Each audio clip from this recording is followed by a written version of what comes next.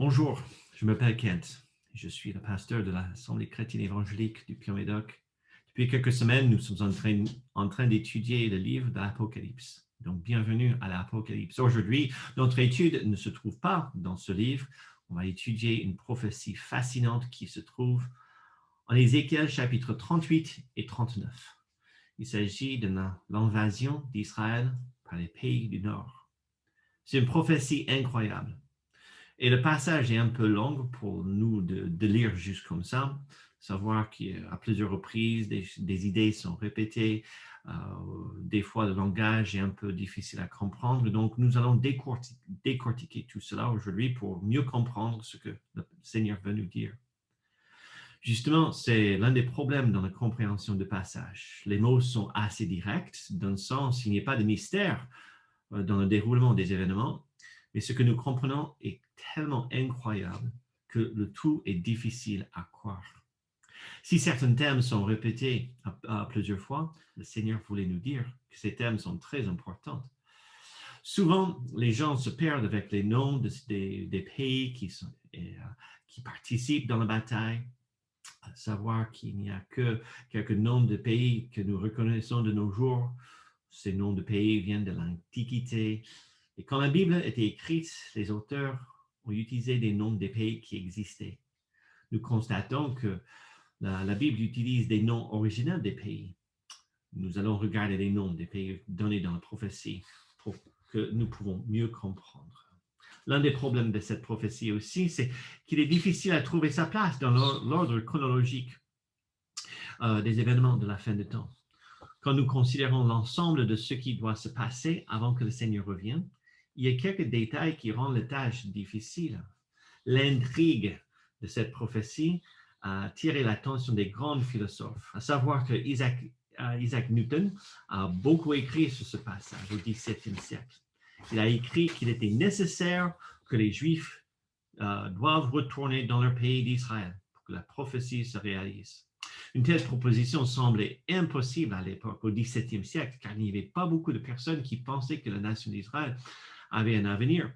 Voltaire aussi, de tout ce qu'il a dit contre la Bible, il était très intéressé par cette prophétie. Et il a passé beaucoup de temps à réfléchir qui étaient ces pays. La plupart du monde ignore cette prophétie de nos jours. Pourquoi? Parce que entre ceux qui sont au courant de ce passage, la plupart du monde considère que la prophétie est une allégorie qui parle de la difficulté qu'Israël aura avec les pays du Nord. Pour ceux qui comprennent cette prophétie dans un sens littéral, ils prennent cette prophétie comme un événement qui se passera à la fin du temps. Cette prophétie a influencé la politique étrangère américaine de 1948 jusqu'à 2008, à mon sens. Plusieurs présidents ont compris que la politique étrangère de la Russie avait pour objectif d'envahir Israël à un moment donné. Et c'était dû à cette prophétie. Cette politique a changé pendant la présidence d'Obama. Et le président Trump a compris l'enjeu de cette prophétie. Il a montré ouvertement son soutien pour Israël. Et nous suivons avec intérêt ce que le président Biden va faire. L'ordre chronologique, alors, de fin de temps d'Ézéchiel. Le message du prophète Ézéchiel est plutôt dur. Il dénonce le péché d'Israël et les choses terribles qui étaient arrivées. Il a aussi prêché contre les nations autour d'Israël. Il a dénoncé leur péché et leur traitement d'Israël. Quand nous arrivons au chapitre 36, le ton change et les derniers 12 chapitres donnent de l'espoir pour la nation d'Israël. Cette espérance commence au chapitre 36 avec l'arrivée du Saint-Esprit. Je cite les versets 26 et 27. « Je vous donnerai un cœur nouveau. Je mettrai en vous un esprit nouveau. J'ôterai de votre corps le cœur de pierre et je vous donnerai un cœur de chair. Je mettrai mon esprit en vous. Et je ferai en sorte que vous suivrez mes ordonnances et que vous observiez et pratiquiez mes lois. » Cette prophétie était comprise par l'Église primitive dans le livre d'Actes comme un accomplissement en partie de la venue de Saint-Esprit. Ainsi parle le Seigneur, l'Éternel, à ses os. Voici, je vais faire entrer en vous un esprit et vous vivrez.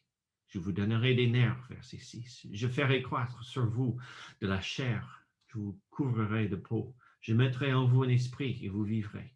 Et vous saurez que je suis l'Éternel. Verset 7. Je prophétisais selon l'ordre que j'avais reçu, et comme je prophétisais, il y a eu un bruit. Et voici, il se fit un mouvement, et les os se prochèrent les uns des autres. Je regardais, et voici, il revient des nerfs, la chair crue, et la peau les couvrit par-dessus. Mais il n'y avait point d'esprit. Verset 9. Il me dit, prophétise et parle à l'esprit.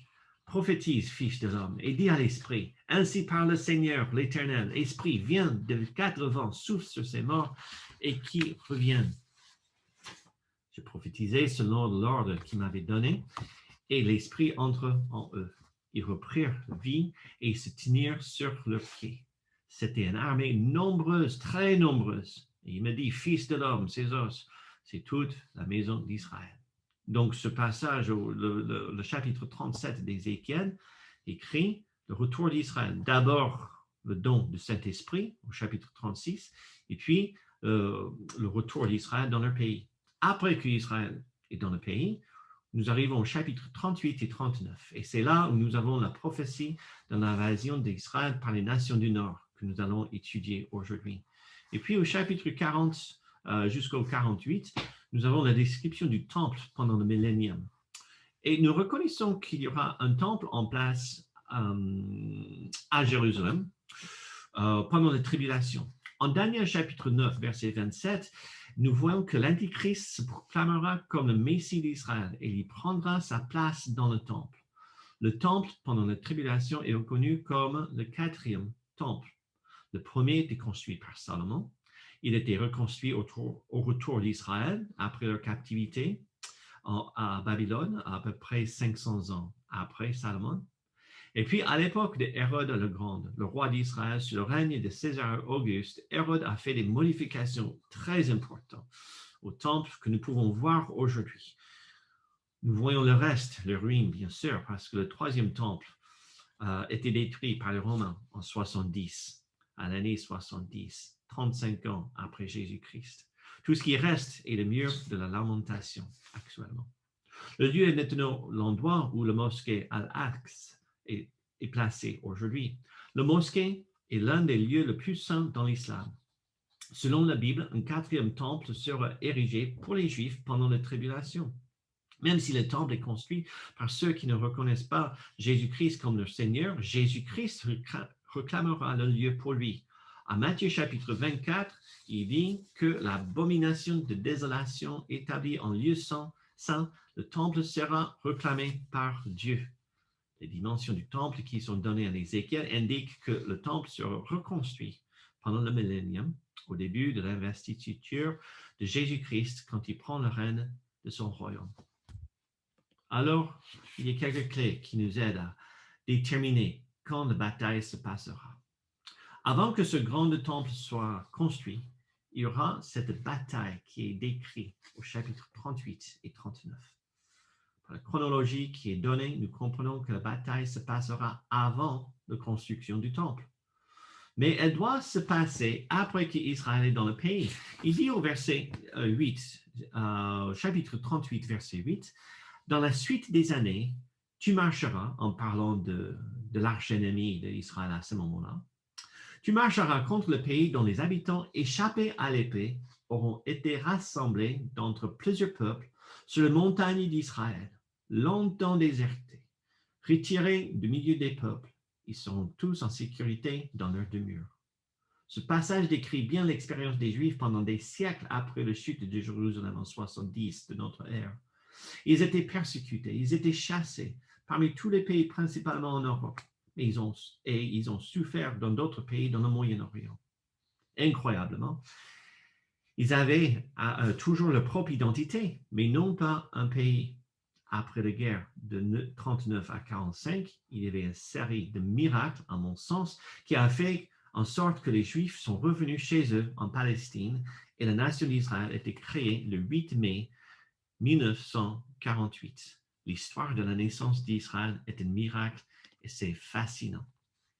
Nous voyons au verset 8, ceux qui seront en sécurité. Et encore au verset 11, Israël dit, le verset dit qu'Israël sera en paix. Selon les pactes de paix qu'ils ont fait avec des nations autour d'eux, ils se sentiront en sécurité. Le verset dit que Gog, l'ennemi d'Israël, a conçu l'idée après beaucoup de réflexion. Et puis au verset 12, regardez bien, il semble qu'il y aura une certaine prospérité quand Gog convoitera. Et je vais expliquer l'identité de Gog dans quelques instants. Le verset 12 mentionne des troupeaux. Il dit aussi que des armées vont piller des ruines. Actuellement, Israël est très stable économiquement. Ils sont les leaders dans le développement de la technologie, les startups, les inventions de toutes sortes de choses. Il y a certaines personnes qui pensent qu'Israël va découvrir les réserves de pétrole. Et peut-être c'est ça que Gog va convoiter dans le dernier temps.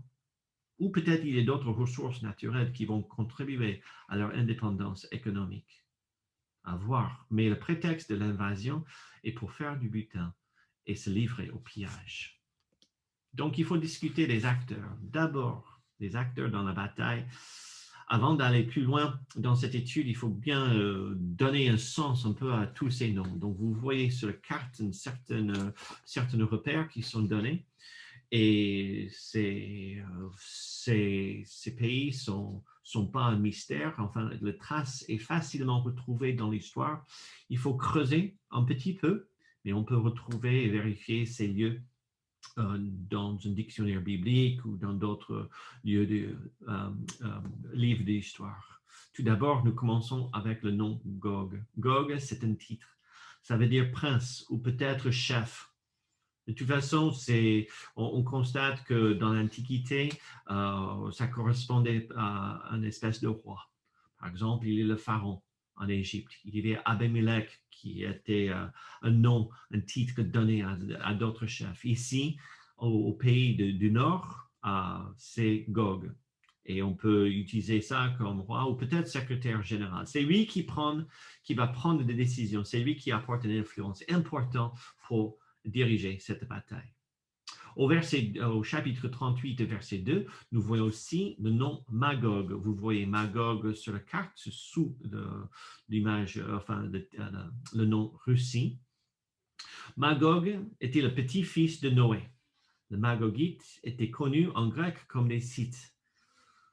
S-C-Y-T-H-E-S, les Scythiens, voilà que j'ai mis là. Ils se sont installés au nord de la mer Noire et ils étaient renommés pour leur cruauté. Leur instrument de guerre préféré était la faux. L'image de la faucheuse est inspirée de la peur que les Scythes ont inspiré aux nations autour d'eux. Cette image de la faucheuse n'est pas un accident, c'est pas un hasard. C'est bien ancré dans l'histoire. Il y avait des personnes comme ça, ils étaient des Scythes. Enfin, c'était Magog. Ils étaient très cruels comme race de personnes. Nous voyons dans le passage qu'il y a aussi Roche. Roche est bien reconnu comme le nom d'un lieu dans la traduction de la Bible, le Septante. Dans l'essor du mouvement sioniste au 19e siècle, il y avait un dictionnaire hébraïque qui était édité en 1846 et cet dictionnaire indique que le nom Ros ou Roche fait référence à la Russie. Encore, c'est quelque chose qui est bien ancré dans l'histoire et dans la tradition et donc on peut être quasiment sûr là-dessus. Deux autres noms sont donnés aussi. D'abord, il y a Méshek.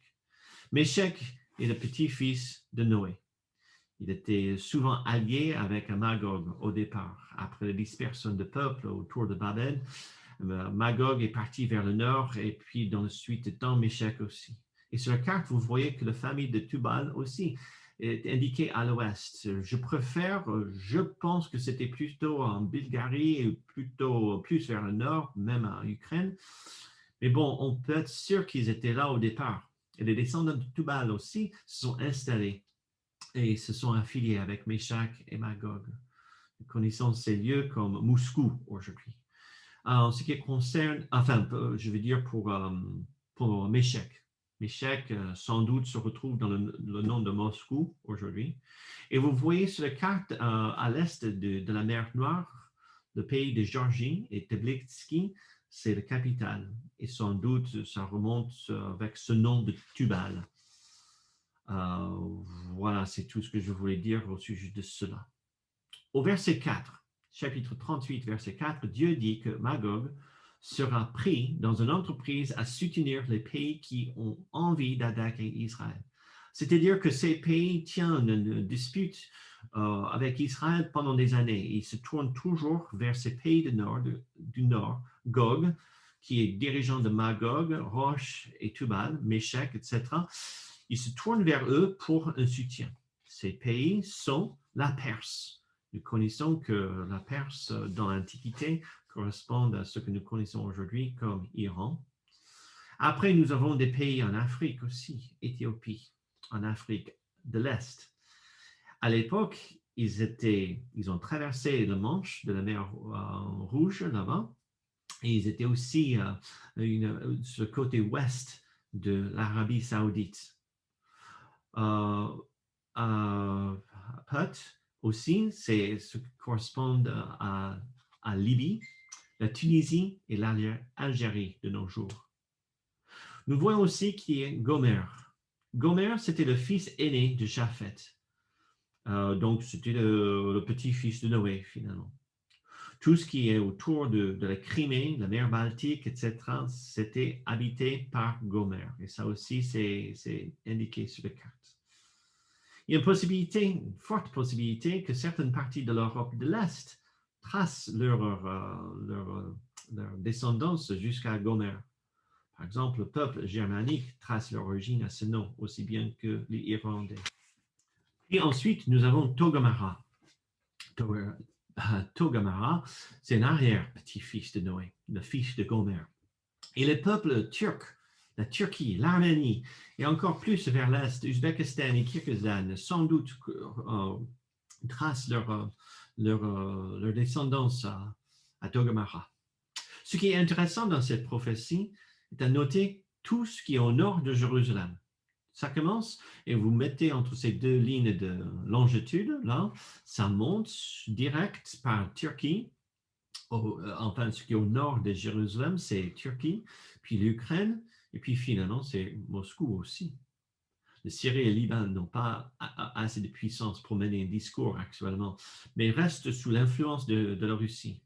Actuellement, Irak a quasiment perdu son influence dans la géopolitique du Moyen-Orient. Autant qu'ils avaient une influence il y a 30 ans, aujourd'hui, ils sont considérés comme la mèche mouillée, quoi. Ils ne portent pas grande influence. Par contre, Iran, de nos jours, fait beaucoup de bruit, mais ils le font grâce au soutien de la Russie. Donc, on voit que ces alliances commencent à se mettre en place. Regardez bien ceux qui vont porter une espèce de résistance contre cette invasion. On commence d'abord avec Séba et Dédan. Sur la péninsule de l'Arabie Saoudite, vous voyez Sheba sur le côté, enfin, tout ce qui correspond à Yémen. Je pense que c'était plus vers l'ouest, mais bon, c'était indiqué comme ça. Et puis Dédan, c'est tout ce qui correspond aux Émirates, à Oman, Bahreïn aussi. Vous voyez, c'est reconnu comme ces endroits aujourd'hui. Et la Bible dit que ces pays vont contester cette invasion. Nous voyons aussi au verset 13 que Tarsis, apparemment, va aussi poser des questions. Qu'est-ce que vous cherchez? Est-ce que nous sommes aussi dans votre cible? À savoir que dans l'Antiquité, à l'époque d'Ézéchiel, il y avait quelques villes qui portaient le nom de Tarsis. D'abord, nous savons qu'il y avait, c'est indiqué par plusieurs historiens de l'époque d'Ézéchiel, Jésus-Christ, etc., qu'il y avait une ville en Espagne qui s'appelle Tarsis. Après, il est proposé qu'il y ait une ville en Inde qui portait le nom de Tarsis. Nous voyons ça en 1 Roi, chapitre 10, verset 22, que Salomon a envoyé ses bateaux qui ont fait le tour d'Afrique et qui sont allés où se trouvait un lieu où il existait des parents à l'époque. Et le seul endroit à l'époque de Salomon où on pouvait trouver ces oiseaux était en Inde. Et quand Jonas voulait s'enfuir loin devant la face de l'Éternel, il a pris un bateau qui est allé à Tarsis. Et dans ce cas, le nom indique un lieu bien loin à l'ouest de Jérusalem. Et donc, il est proposé que quand nous parlons des marchands de Tarsis, au verset 13, on parle de l'Occident, tout ce qui est de l'Ouest, y compris l'Europe, y compris Grande-Bretagne, et ça peut aller aussi loin que les Amériques. On a quelques traces, quelques preuves que même à l'époque, ces pays un peu loin et perdus étaient en fait connus par les mariniers. À savoir qu'on va juste prendre cette définition alors, que Tarsis veut dire tout ce qui est de l'Occident. Ces pays vont, Tarsis, Séban, Dédan, etc., ils vont poser des questions, mais ils n'auront pas la puissance à résister à cette invasion physiquement. Ils vont poser des questions sur les motifs et puis ils vont dire au verset 13, viens-tu pour faire du butin? La résistance sur la politique seulement. Encore au verset 13, on voit, est-ce que pour piller que tu as rassemblé ta multitude pour emporter de l'argent et de l'or, pour prendre des troupeaux et des biens, pour faire un grand butin? Il est intéressant à noter que quelques pays ne sont pas mentionnés. On remarque que l'Égypte n'est pas mentionné, ni la Syrie. Ces nations ont toujours été reconnues dans l'Antiquité, mais ici, ils ne sont pas mentionnés dans la prophétie. En ce qui concerne le problème de quand l'événement se passera, il y a quelques clés qui nous aident. La première clé se trouve au chapitre 39, verset 9. Nous voyons bien qu'Israël fera de feu pendant 7 ans avec tout ce qui reste de ses troupes et ses soldats. Est-ce que l'objectif de feu est pour se débarrasser des affaires ou est-ce que le feu a comme objectif de se servir de ces armes comme une source thermique pour faire tourner des générateurs, par exemple, ou d'autres choses? Ce n'est pas connu. Et on sait que pendant le millénium, nous n'aurions pas besoin de faire de feu. L'invasion ne peut pas se passer à la fin du millénium car nous n'aurions pas besoin des sources d'énergie pour se chauffer ou pour la lumière. Jésus-Christ sera notre lumière. Il y aura un climat tempéré et donc nous n'aurons pas besoin de se chauffer grâce à un feu. Avec tout ce qui se passe pendant la tribulation, il est difficile à trouver un moment où la bataille peut se passer. On dirait que selon les événements chronologiques qui se passent pendant la tribulation, tous les 3, 4, 5 mois, il y a quelque chose qui arrive. Donc, il n'y a pas assez de temps pour s'organiser, pour se débarrasser, collectionner des choses pour faire le feu. Au milieu de la tribulation, au bout de 3 ans et demi, Israël s'échappera dans le désert pour se cacher de l'Antichrist. Et là, Dieu pourvoira pour eux dans leur lieu caché. Ceci dit, il est possible que la bataille se passe 3 ans et demi avant que la tribulation se passe. Dans ce cas, Israël consumerait les restes pour les 3 ans et demi avant la tribulation et les premiers 3 ans et demi de la tribulation qui fera 7 ans en tout. C'est une proposition bien sûr et qui nous aide de déterminer quand la bataille peut se passer. Il y a une deuxième clé qui nous aide à comprendre quand la bataille se passera. Il dit, Israël passera 7 mois à enterrer les corps des envahisseurs. On parle d'une armée immense, peut-être la plus grande qui n'a jamais été rassemblée. Ça va prendre toute une gestion d'équipe des équipes pour se débarrasser des corps. Chapitre 39, verset 12 dit, pour accueillir les ouvriers, ils vont construire une ville, ils vont désigner un lieu où ils vont enterrer ces corps. Et puis, tellement le travail est immense, ils vont construire une ville pour accueillir tout le monde. au verset de 14 et 15. Il y aura des corps partout. Au verset 14, il dit, ils seront à la recherche pendant 7 mois entiers. C'est-à-dire qu'ils vont trouver des corps à droite, à gauche, partout. Donc, et puis aussi, à partir du verset 17, nous voyons qu'il y aura tellement de corps que Dieu appellera les rapaces à ce qui est dit un festin pour eux. Nous reconnaissons que le rôle des rapaces sera pour diminuer la possibilité de la transmission des maladies à cause de la décomposition. Cela va être impressionnant de voir autant de rapaces en train de descendre sur Israël pour manger les corps des morts des soldats. C'est quelque chose de macabre, certes, mais ça va faire une impression incroyable. Donc, nous remettons en question certains aspects de la prophétie, car les armes de guerre ne sont plus utilisées. Il faut savoir tout d'abord que la prophétie était écrite pour être compris. Tout ce qu'il a compris, le prophète a compris, était les guerres avec des chevaux, des boucliers, des arcs, des flèches, des piques, des lances et des épées. Nous pouvons comprendre les flèches comme des balles, par exemple. Je veux dire que le prophète a vu ce qui se passera, les balles qui vont être tirées, mais il a compris comme des flèches. Aussi des piques, peut-être il a compris comme des armes. Bien sûr, ces armes qui sont mentionnées ne fonctionnent pas pareil, mais le prophète a écrit ce qu'il a compris, et pour être compris. La quantité de soldats est exprimée au verset 38, verset 9.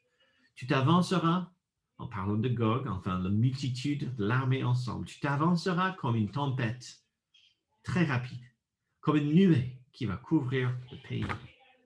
Ils sont tellement nombreux, il va falloir embaucher des hommes pour récupérer les morts dans chaque petit coin d'Israël. Et alors, Dieu, dans sa grâce, il laissera l'ennemi mettre en place leur attaque. À n'importe quel instant, ils peuvent revenir sur leur avis. Ils ne sont pas obligés d'aller jusqu'au bout. Mais Gog, le prince de Méshech, le chef de tous ces pays, va poursuivre son plan jusqu'au bout. Les soldats vont suivre ses ordres jusqu'au bout. Au chapitre 38, verset 13, pendant l'invasion, Dieu se mettra en colère avec ces nations. Apparemment, ils vont faire des avances assez importantes, assez loin dans le pays, et puis Dieu interviendra pour vaincre les ennemis d'Israël. Au verset 19, Dieu enverra un grand tremblement de terre pendant l'invasion. Au verset 20, le choc de ce tremblement de terre sera ressenti par les poissons et les oiseaux, qui est assez normal. Les animaux sont très sensibles et quand il y a une catastrophe qui arrive comme ça, ils deviennent très doux, ils se cachent, etc. Donc on peut, ça c'est pas forcément étonnant, mais ce qui est étonnant, il dit que les hommes sur toute la surface de la terre vont ressentir le choc du tremblement de terre. Et le texte dit que même les montagnes seront renversées et les parois des rochers s'écouleront. Nous parlons d'un tremblement de terre qui dépasse tout ce que l'homme n'a jamais vécu. Au verset 21, dans la confusion du tremblement de terre, les soldats se tourneront les uns contre les autres. Et encore, c'est quelque chose d'extraordinaire. Ça montre une telle confusion parmi les soldats. Enfin, c'est difficile à expliquer pourquoi, mais ils vont, voilà, Dieu amène des choses pour que ça arrive. Et puis, on voit au verset 22, j'exercerai mes jugements contre lui par la peste et par le sang. Dieu enverra une épidémie qui atteindra les soldats immédiatement. Apparemment, la maladie provoquera une hémorragie interne. Enfin, c'est quelque chose qui est proposé, mais on pose bien la question, qu'est-ce que ça veut dire? Ensuite, il dit par une pluie violente et par les pierres de grêle. Et puis encore au verset 22, je ferai pleuvoir le feu et le soufre sur lui et sur ses troupes. Et le verset continue en disant, et sur tous les peuples nombreux qui sont avec lui. Et là, le nuance, c'est qu'il fait une distinction entre les soldats qui sont sur place et sur les peuples nombreux qui sont affiliés avec Gog et la Russie dans ce projet pour anéantir Israël. Il paraît que le feu de Dieu descendra sur tous les lieux où se trouvent les gens qui soutiennent cette invasion. Ça peut être aussi bien les lieux que des personnes chez eux. Ça, c'est pas forcément détaillé. Mais le feu de Dieu va descendre sur les peuples nombreux qui sont affiliés avec vous. Le résultat de cette bataille, c'est que Dieu sera glorifié. Regardez au chapitre 38, verset 16. Dans la suite des jours, je te ferai marcher contre mon pays, afin que les nations me connaissent. Et quand je serai sanctifié par toi sous leurs yeux, ô Gog. Chapitre 38, verset 23. Il dit, je manifesterai ma grandeur et ma sainteté.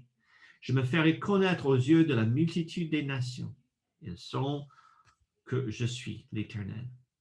Le chapitre 39, verset 7, je ferai connaître mon saint nom au milieu de mon peuple d'Israël, et je ne laisserai plus profaner mon saint nom, et les nations sauront que je suis l'Éternel, le Saint d'Israël. Il est évident de ce passage qu'il y aura beaucoup de conversions vers Dieu et vers Jésus-Christ après la défaite de ces nations. Au chapitre 39, verset 21, Dieu dit, je manifesterai ma gloire parmi les nations, et toutes les nations verront les jugements que j'exercerai. Alors, les conséquences possibles de cette bataille. Tout d'abord, il faut dire que l'impact de cette bataille sera immense, excusez-moi. Tout le monde sera au courant de ce qui s'est passé. Tout le monde reconnaîtra qu'il y avait un événement surnaturel qui vient de se passer. Ce que je propose est basé sur les choses que nous voyons par la suite.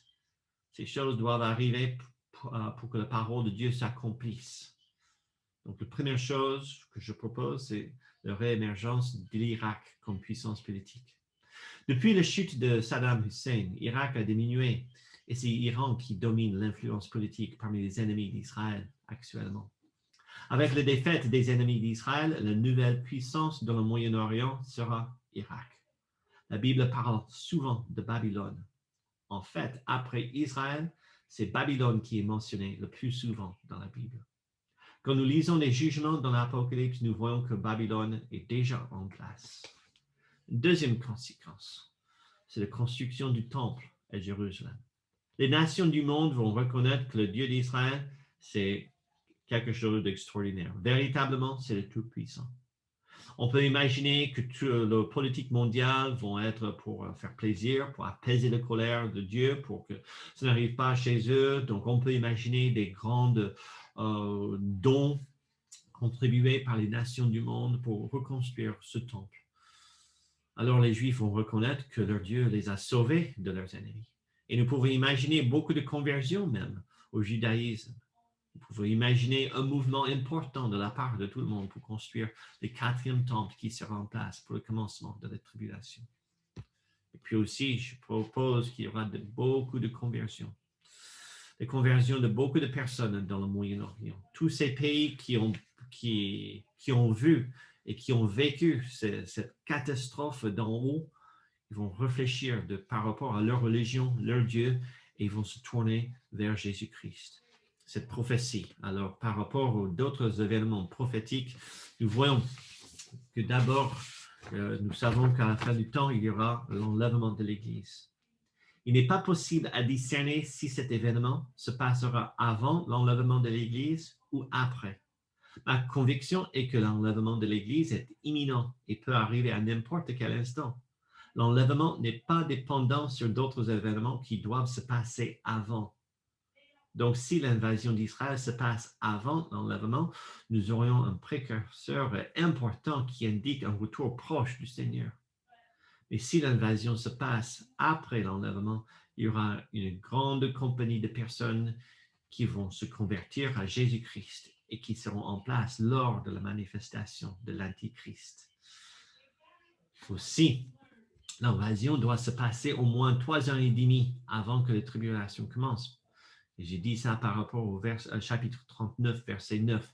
Ils en feront du feu pendant 7 ans avec tout le butin des restes de cette invasion. 3 ans et demi avant la tribulation et les premiers 3 ans et demi après que la tribulation commence est une explication. Peut-être l'invasion se passera bien avant la tribulation, peut-être 7 ou 10 ans avant. C'est impossible de savoir. De toute façon, je regarde les infos souvent par rapport à cette bataille et je regarde avec intérêt tout ce qui se passe en Iran, les relations entre Iran, Israël, la Russie, Israël, Iran, etc. J'avoue que je le suis souvent. Et puis, la fin du temps sera marquée par une tromperie spirituelle. Il y aura, après la défaite de Gog et les nations affiliées derrière lui, les gens vont chercher des explications, une explication surnaturelle.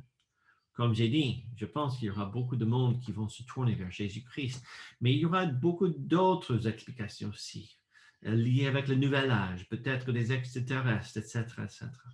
Et probablement, il y aura beaucoup de monde qui se convertiront au judaïsme aussi. De toute façon, je vois qu'il est possible que cet événement se passe pendant notre vie.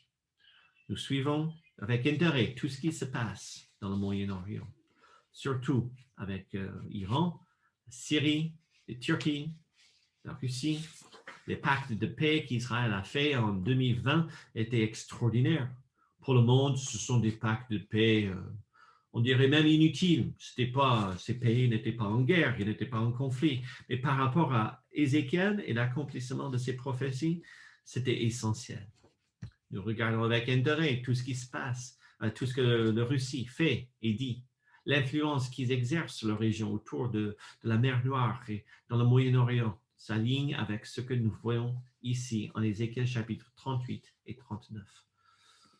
La guerre de Kippour en 1973 a attiré le regard de beaucoup d'évangéliques quand Égypte et la Syrie ont attaqué Israël. Et moi, j'étais enfant à l'époque, et je me rappelle que dans notre église, c'était souvent discuté. Est-ce que c'est la fin du temps? Est-ce que ce sont l'accomplissements d'Ézéchiel chapitre 38 et 39? La réponse, tout simplement, est non, parce que les pays arabes étaient fortement, même si les pays arabes étaient fortement soutenus par la Russie, déjà, il y avait l'Égypte qui était impliquée. Et de l'autre côté, il faut dire que la Russie a soutenu, ils n'ont pas mené. Et dans les prophéties d'Ézéchiel, nous voyons que la Russie, menée par le chef, par le président peut-être, ou le secrétaire général, ils vont mener les armées de la Russie, et puis Méchec, etc., Tubal, vers Israël. Donc, quelques chrétiens à l'époque, en 73, on a pensé que la guerre était l'accomplissement de cette prophétie. Et comme j'ai noté, il y avait plusieurs détails qui n'étaient pas en place. Donc, vu combien de choses se mettent en place dans le Moyen-Orient pour l'accomplissement de cette prophétie, à l'heure actuelle, nous pouvons dire qu'il faut être prêt. Et nous-mêmes, nous pouvons témoigner que plus que jamais, nous avons eu des occasions à partager l'Évangile avec les gens autour de nous. Et je pense qu'effectivement, on devrait oser un peu plus d'annoncer l'Évangile. Je pense aussi que cette invasion et l'enlèvement sont deux événements vraiment proches. Et nous pouvons interpréter ce qui se passe dans le monde à travers d'Israël et l'invasion imminente. De toute façon, si l'enlèvement est aussi proche, nous devrions être prêts parce que notre délivrance s'approche. Frères et sœurs, j'espère que cet enseignement vous apporterait une espèce d'encouragement, bien sûr, et j'espère que ça vous donne plus de repères pour mieux comprendre cette prophétie importante. Je prie que le Seigneur vous bénisse, que le Seigneur vous console. Vous êtes dans ses mains. Courage, notre délivrance s'approche.